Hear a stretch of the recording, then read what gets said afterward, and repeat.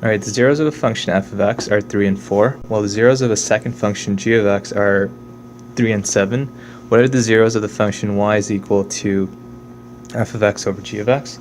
So we can understand that this is going to be a rational function, and we know that the zeros of g of x are going to include restrictions, right? When g of x is equal to 0, these are the restrictions on the domain, and specifically these values that make g of x equal 0, this is going to include are going to be our vertical asymptotes. Okay, so it tells us that the zeros of g of x are 3 and 7. So I'm just going to make basic factors for 3 and 7, so x minus 3 and x minus 7. So this is what g of x can potentially equal. You can add an a value in front of it, so you can change the multiple. Right, you can add an a here, but I'm just going to let a equal 1. So g of x here is equal to x minus 3, x minus 7. F of x is the numerator, and basically when f of x is equal to 0, these are going to be your x-intercepts. So the values that make f of x equal 0 are going to be your x-intercepts, and in this case the zeros of the function are x minus 3 and x minus 4. And then what are the zeros of the function y is equal to f of x over g of x?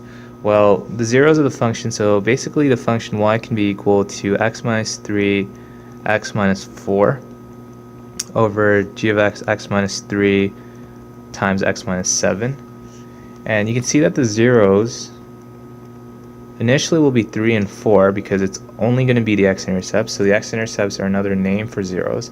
However, we know that there is there is a hole that occurs at x minus 3. So when x is equal to 3, you can see that y is going to actually equal 0 over 0, right? Because 3 minus 3 is 0, 0 times x minus 4 is 0, and the denominator will also be 0, right? So you're going to get 0 over 0.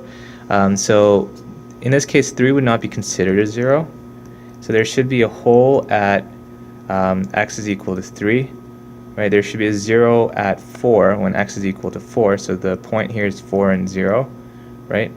And if you want to find if you want to determine the point of the hole, what you could do here is if you simplify this, this is what your new function of y will equal: x minus 4 over x minus 7. If you plug in, I'm just going to use f of x for this, it'd be easier to plug in. If you plug in f of 3, you basically get 3 minus 4 over 3 minus 7, which is negative 1 over negative 4, which is 1/4. So there's a hole at 3 and 1/4, right? And beyond that, we will also see vertical asymptotes at x is equal to 4 and x is equal to 7, right? So basically this is the summary of our function y is equal to f of x over g of x.